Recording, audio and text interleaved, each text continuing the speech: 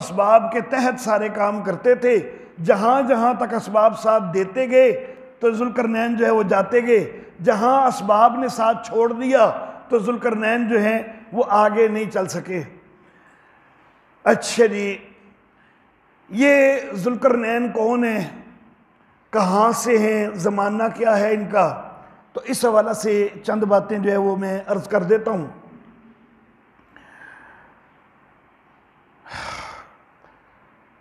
सन 1013 कबल मसीह यानी हज़रत ईसा अलैहिस्सलाम से 1013 साल पहले हज़रत दाऊद अलैहिस्सलात व तस्लीमात ये बनी इसराइल के बादशाह बने थे।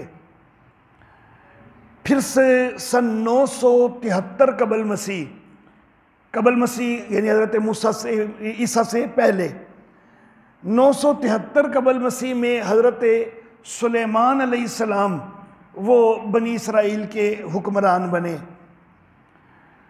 1013 जो है अदद बड़ा है, 973 अदद छोटा है।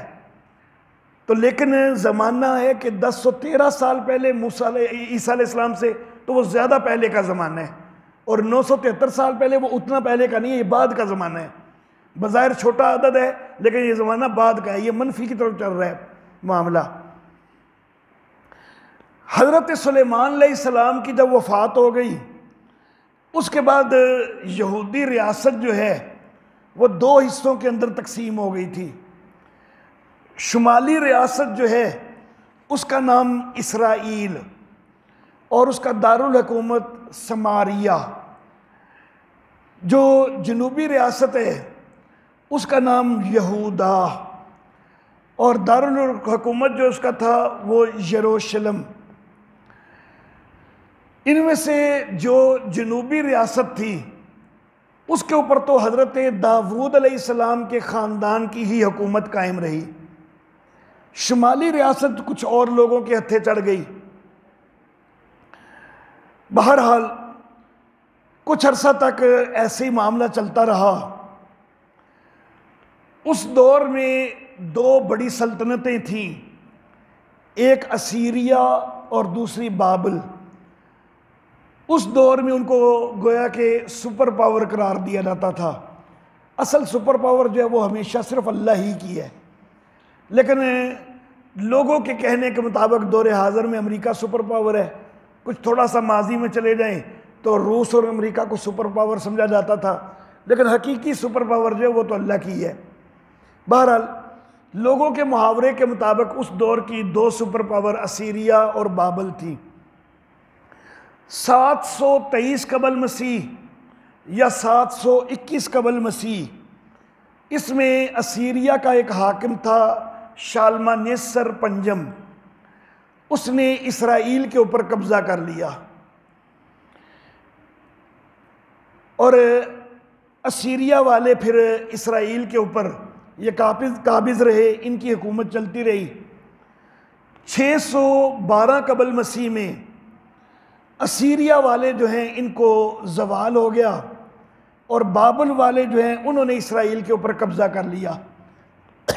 अब बाबल वालों की हुकूमत इसराइल के ऊपर चलती रही।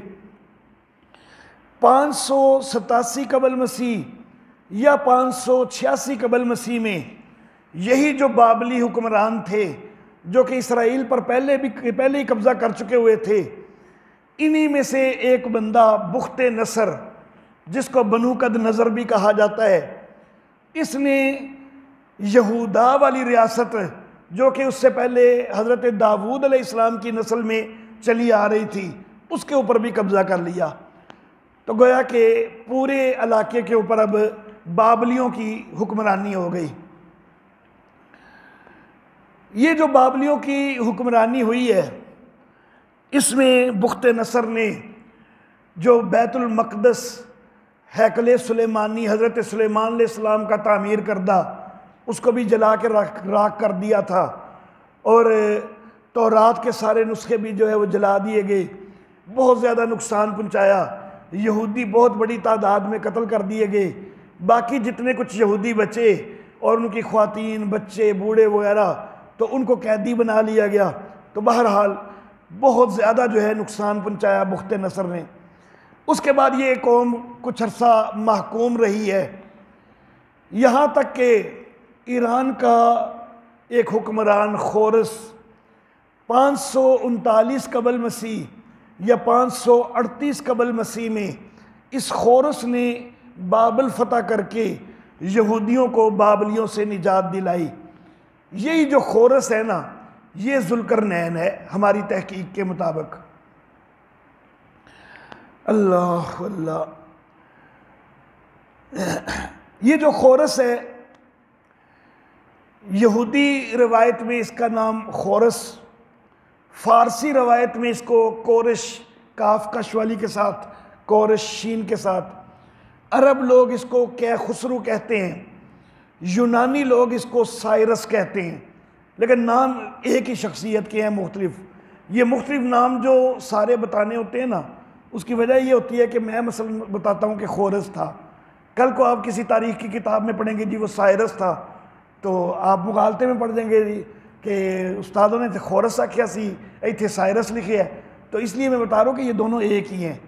कै खुसरू भी वही है, खोरस भी वही है, कोरश भी वही है, कै इरिश भी उसका नाम का तलफ़ुज़ है, वो भी वही है, साइरस भी वही है, गोरश भी है। फारसी लोग इसको गोरश बोलते हैं या कै इरिश बोलते हैं। अच्छा जी, तो ये जुल्करनैन है जो हमारी तहकीक है उसके मुताबिक। दौरे हाज़िर में एक ज़्यादा मारूफ कौल जो है ना जुल्करनैन के मुतल्लिक, वो ये है कि जुल्करनैन सिकंदर का नाम है, जिसको सिकंदर आज़म कहते हैं या सिकंदर मकदूनी कहते हैं। सिकंदर बिन फिलिप्पस मकदूनी, तो उसके मुतल्लिक कई लोगों का ख्याल है कि वो जुल्करनैन है। हालांकि जो कुरान हकीम की निशानियां हैं, कुरान हकीम ने जो अलामात बताई हैं, तो वो सिकंदर के ऊपर कतन पूरी नहीं उतरती। कुरान हकीम इस बादशाह की तारीफ़ कर रहे हैं और इस बादशाह को एक आदिल और रहमदिल बादशाह के तौर पर और मुवाहिद बादशाह के तौर पर कुरान हकीम ज़िक्र कर रहे हैं। हालांकि सिकंदर इंतहा दर्जे का जालिम था और इंतहाई सफ़ाक किस्म का था, इंतहाई ख़तरनाक किस्म की सज़ाएँ लोगों को देता था और ख़ुद बैठ के तमाशा देता था, जानवरों के सामने, शेरों के सामने लोगों को डाल देता था, वो इसके सामने चीर फाड़ कर रहे होते थे और ये बैठ के तमाशा देखता था। और इंतहा दर्जे का मुशरिक था, खुद भी खुदाई का दावा करता था, अपने आगे सजदा भी करवाता था। जिस जिस इलाके में फतूहात करता था, उस इलाके के अंदर जिन जिन देवी देवताओं की पूजा हो रही होती थी, इलाके के लोगों की हमदर्दियाँ हासिल करने के लिए, उनको अपने साथ मिलाने के लिए, ये उनके जो देवी देवता थे उनके आगे खुद भी झुकने लग जाता था। खुद अपने आप को खुदा भी कहता था, लेकिन उनका जो है ना वो तावन हासिल करने के लिए उनके खुदाओं के सामने भी झुकने लग जाता कि उनको पता चले कि मैं भी उन्हीं के अकीदे का हूँ। तो ये तो एक पक्का मुशरिक आदमी है, हत्ता कि इतना बड़ा मुशरिक कि इसने तो मरते वक़्त वसीयत भी ये की थी कि मुश्तरी देवता जो है उसका माबद जो है, उसका जो हैकल बना हुआ है, उसके अंदर बुतों के दरमियान मुझे दफन करना। तो ये सिकंदर जो है, ये कतन जो है, ये जुल्करनैन का मिस्दाक नहीं हो सकता। सद्दे सिकंदरी के नाम से दीवार का नाम मारूफ हो गया, वो सिर्फ इस गलत फहमी की वजह से हो गया कि लोगों ने समझ लिया कि ये सिकंदर है जुल्करनैन। तो जुल्करनैन ने चूँकि दीवार तामीर की थी, तो उस दीवार को भी फिर सद्दे सिकंदरी लोगों ने कहना शुरू कर दिया। हालांकि सद्दे सिकंदरी कोई सद नहीं है, क्योंकि ये जो सिकंदर है, इसकी हिस्ट्री में किसी दीवार की तामीर का तज़किरा ही कोई नहीं है।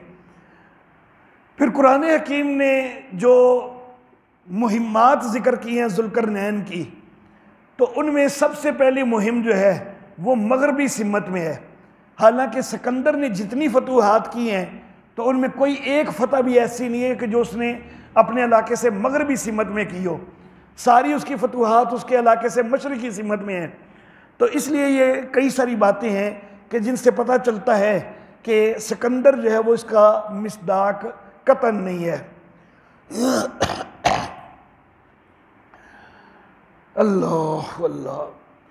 हज़रत यसाया अलैहिस्सलाम, जिनको अरब लोग शाया अलैहिस्सलाम कहते हैं, और हज़रत यर्मिया अलैहिस्सलाम, ये बहुत पहले ये पेशीन गोइयाँ कर चुके थे। ज़ाहिर बात है कि अल्लाह के नबी जो पेशीन गोइयाँ करते हैं तो वो अल्लाह की वही के ज़रिए करते हैं। तो ये पेशीन गोइयाँ कर चुके थे कि बाबलियों के हाथों यहूदी महकूम होंगे और फिर खोरस के ज़रिए उनको निजात मिलेगी। तो ये कई सदियाँ पहले जो है ये पेशीन गोइयाँ हो चुकी थी। और वो जो महकूमी का दौर था ना, कि जिसके अंदर बुख्त नसर वो इनको कैदी बना के ले गया था अपने इलाके में, और यरूशलेम की ईंट से ईंट उसने बजा दी थी। तो उस दौर के अंदर एक नबी हुए हज़रत दानियाल अलैहिस्सलाम। हज़रत दानियाल अलैहिस्सलाम उस महकूमी के दौर के अंदर आए हैं, और उन्होंने एक ख्वाब देखा था कि एक 2 सींगों वाला मेंढा है जो कि इधर उधर सर मारता है। कोई जानवर जो है वो उसके सामने टिकता नहीं है, ठहरता नहीं है। जिब्रील ने इसकी ताबीर बताई हज़रत दानियाल अलैहिस्सलाम को, और जिब्रील जो कुछ भी करते हैं वो अल्लाह के हुक्म से करते हैं। जिब्रील तो अपनी मर्ज़ी से आ तक भी नहीं सकते, ताबीर बताना तो बड़ी दूर की बात। तो गया कि ये ताबीर अल्लाह रब्बुल इज़्ज़त की तरफ से बतलाई गई। तो ताबीर ये बतलाई गई कि फारिस और मीडिया का दूसरा नाम माहात भी है। तो फारिस और मीडिया का एक हुक्मरान होगा जो कि इस महकूमी से निजात दिलाएगा। तो खोरस जो है वो फारिस और मीडिया का हुक्मरान था। खोरस जो है इब्तिदा में ये एक बिल्कुल छोटी सी इसकी रियासत थी। उस रियासत का नाम इंशान था। तो ये इंशान नाम की एक छोटी रियासत का सरबराह था। उस वक़्त की जो ईरानी सल्तनत, या उस वक़्त इसको फ़ारसी सल्तनत कहते थे, दौरे हाज़र में ईरान कहते हैं, उस वक़्त फ़ारस कहते थे। तो फ़ारसी सल्तनत जो है वो 2 हिस्सों में तकसीम थी। एक हिस्से का नाम मीडिया, जिसको माहात भी कहते हैं, और दूसरे हिस्से का नाम फ़ारस। दोनों के अंदर अलग अलग कबाइलवी हुक्मरान थे। 559 कबल मसीह में ये इंशान का छोटा सा हुक्मरान खोरस ये उठा और इसने फतूहात हासिल करना शुरू की, और मीडिया और फारस दोनों के ऊपर इसने कब्ज़ा कर लिया, और ये पूरी फ़ारसी रियासत का मुत्तहिदा रियासत का हुक्मरान बन गया। अब इस खोरस की ज़िंदगी में वो 3 मुहिम्मात आती हैं जिनका कुरान हकीम ने यहाँ पर जिक्र किया है। जिस वक़्त ये एक छोटी सी रियासत से उठा और फिर पूरी फ़ारसी रियासत का हुक्मरान बन गया, मीडिया का भी और फ़ारस का भी, तो इसके मगरब की सिमत में जिस जगह पर तुर्की है, एशियाई कूचक, उस दौर में उस इलाके को लीडिया कहा जाता था। तो उस लीडिया का एक हुक्मरान कर्डेसस, जो कि इसका रिश्तेदार भी था, उसको हसद पैदा हुआ इसके साथ, और उसने जो है वो इसके इलाके मीडिया के ऊपर हमला कर दिया। जब उसने मीडिया पर हमला किया तो ये फिर जो है जुल्करनैन खोरस, तो ये फिर उसको सबक चखाने के लिए उसके पीछे पड़ा, और फिर उसको भगाता गया, अपना इलाका भी छुड़वाया और सारा उसका इलाका भी फतह कर लिया, और तुर्की के बिल्कुल आखिरी किनारे पे जा पहुंचा, जहाँ पर आगे जाके बहरा ईजियन आ जाता है, समुंदर आ जाता है। वहाँ पर शहर अजमीर, जिसको समरना भी कहा जाता है, समरना उसका जो है पुराना नाम है, मौजूदा नाम उसका अजमीर है। तो वहाँ तक गया जुल्करनैन, उसके आगे समंदर आ गया, उससे आगे इसकी फतूहात ख़त्म हो गई। तो समंदर को अबूर नहीं कर सका, क्योंकि वहाँ पर अब इसके असबाब जो है वो उन्होंने साथ नहीं दिया। जिस वक्त ये उधर की फतूहात मुकम्मल कर चुका, अब इसको पता चला कि मकरान के कुछ खाना बदोश कबाइल वो बगावत करना चाह रहे हैं। तो इसने ख्याल किया कि बजाय इसके कि जिस तरह पहले कर्डेसस ने मेरी रियासत पे हमला किया है और फिर मैंने उसको सबक सिखाया है, तो मैं उन बागियों को पहले ही जाके कुचल देता हूँ बजाय इसके कि वो हमला करें। जिस तरह नबी अकरम सल्लल्लाहु अलैहि वसल्लम को इतला मिली थी कि रूमी हमलावर होना चाहते हैं, तो नबी अकरम सल्लल्लाहु अलैहि वसल्लम ने ये फैसला किया था कि बजाय इसके कि वो हमलावर हों, हम आगे जाके जो है ना खुद जो है वो उनका राह रोकते हैं। तो तबूक के मुकाम तक नबी अकरम सल्लल्लाहु अलैहि वसल्लम गए थे, अगर से रूमियों को फिर हिम्मत नहीं हुई थी मुकाबले में आने की। तो इसने भी जो है बजाय मकरानियों का ये इंतज़ार करता, इसने फिर इधर मशरक़ की तरफ चढ़ाई कर दी और ये हमारे बलूचिस्तान के इलाके में, पाकिस्तान के इलाके में पहुंचा, मकरान में। मैं इसलिए कहा करता हूँ कि कुरान हकीम में पाकिस्तान का जो है ना वो जिक्र मौजूद है। जो इसकी मशरक़ी मुहिम है तो वो पाकिस्तान के अंदर है, अगरचे नाम तो नहीं लिया हुआ कुरान हकीम ने, लेकिन बहरहाल ये तज़किरा आ जाता है। तो यहाँ फिर ये जो है मकरान तक और एक रवायत के मुताबिक दरिया सिंध तक जो है ये पहुँचा है। उसके बाद फिर इसकी तीसरी मुहिम है। कुरान हकीम ने मगरिब की मुहिम की सिमत का तज़किरा किया है, मशरक़ी मुहिम की भी सिमत का तज़किरा किया है। तीसरी मुहिम की सिमत कौन सी है कुरान हकीम ने जिक्र नहीं किया, लेकिन जिस वक़्त हम खोरस की हिस्ट्री उठाते हैं तो फिर पता चलता है कि इसकी तीसरी मुहिम जो है वो शुमाल की सिमत में थी। आज़रबाईजान, आर्मीनिया वगैरह, उससे आगे बढ़ के जॉर्जिया तक जो है ये गया है। वहाँ पर बहरे खिज़र, जिसको कैस्पियन सी भी कहा जाता है, उसके बाएं तरफ काकेशिया की पहाड़ी सिलसिला है और वहाँ ये पहुँचा है। और वहाँ पर एक दर्रा है, दर्रा दारियाल। उस दर्रा दारियाल के अंदर याजूज माजूज के लिए फिर इसने दीवार भी तामीर की है। कुरान हकीम ने इसकी इन मुहिम्मात का तज़किरा किया है। इसकी चौथी मुहिम फिर वो हुई है जिसका मैंने पहले जिक्र किया कि बाबलियों ने जो है वो यहूद को अपना महकूम बनाया हुआ था, तो फिर इसने जो है न जाके उनको छुड़वाया। तो वो इसकी चौथी मुहिम थी। बाबल का इलाका जो है वो इसने फतह किया, अल्लाह अल्लाह, और बनी इसराइल को जो है वो निजात हासिल हुई।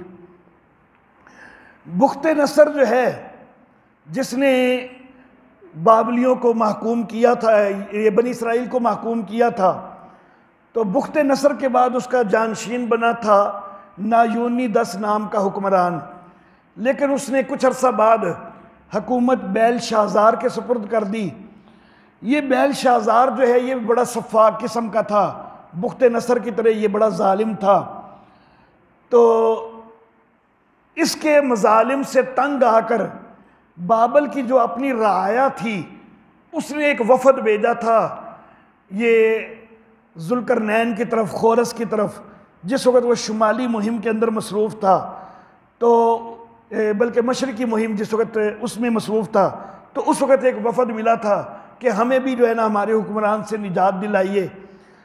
तो ये फिर अपनी शुमाली मुहिम से फारिग होने के बाद ये बाबल के ऊपर इसने चढ़ाई की, और चूँकि राया जो है वो अपने हुक्मरान के जुल्म से तंग थी, तो जिस वक़्त ये उधर पहुँचा है तो उसकी राया ने खुद जो है वो इसका साथ दिया। तो बाबल इसने बड़ी आराम से जो है वो फतह कर लिया। 539 कबल मसीह या 538 कबल मसीह में इसने जो है वो बाबल का हमला किया और बड़ी आसानी से उसको फतह कर लिया। ये जो खोरस है ये इंतहाई रहम दिल, नेक दिल इंसान था और मुवहिद था, और हज़रत ज़रतुश्त अलैहिस्सलाम की तालीमात उनके ऊपर जो है ये अमल पै रहा था। ज़रतुश्तिज़म के अंदर जो सनवियत आ गई है ना कि वो 2 खुदाओं के कायल हैं, वो बाद की तालीमात है, वो बाद में जो है ना वो बन गई। हज़रत ज़रतुश्त की जो अपनी तालीम है तो वो बहरहाल तौहीद की तालीम थी। अच्छा जी, वयसअलूनका अन ज़ुल्करनैन, तुझसे ज़ुल्करनैन के मतलब सवाल करते हैं, तू कह कि मैं अभी पढ़ के सुनाता हूँ तुम्हें उसका कुछ जिक्र। इन्ना मक्कन्ना लहू फिल अर्ज़ व आतैनाहु मिन कुल्लि शैइन सबबा।